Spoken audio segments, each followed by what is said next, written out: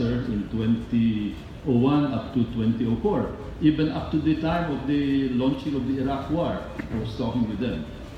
The Department of State is controlled by career officials. They are very influential in making foreign policy, irrespective of who is the Secretary of State, more than those who occupy the staff in the White House. They're very influential there. That is why you will see that the National Security Advisor, even though physically close to the President, also his ambition is to become eventually the Secretary of State, the Department of State. Now, we're talking here of superpower play, US versus China. We're talking of the US trying to diminish the position of China and vice versa. And in this particular case, in the Philippines, for example, in the South China Sea, Pakistan is not present. India is starting to make its presence felt because they have an oil development project with Vietnam. They participated just a few months ago in the Malabar naval exercise together with Japan and the US.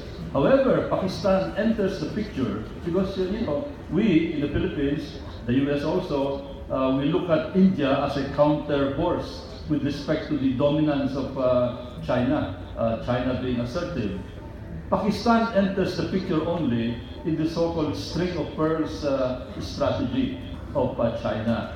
From China to Hong Kong, to Myanmar, Laos, Cambodia, Malacca Strait, to the Indian Ocean, all the way to the Horn of Africa. China is trying to develop a network with Myanmar, with Bangladesh, with Sri Lanka, with Pakistan, and you can see this in terms of the kind of hard power and soft power that they're using. Hard power, the fleet, for example, the submarine patrols already in the Indian Ocean. Soft power, $34 billion, I think, to Bangladesh. I don't know, to Pakistan, maybe 40 billion. To Malaysia, 34 billion. To the Philippines, 24 billion. A lot of money flowing out of China. That is soft power. Not to mention the very rapid deployment of their fleet.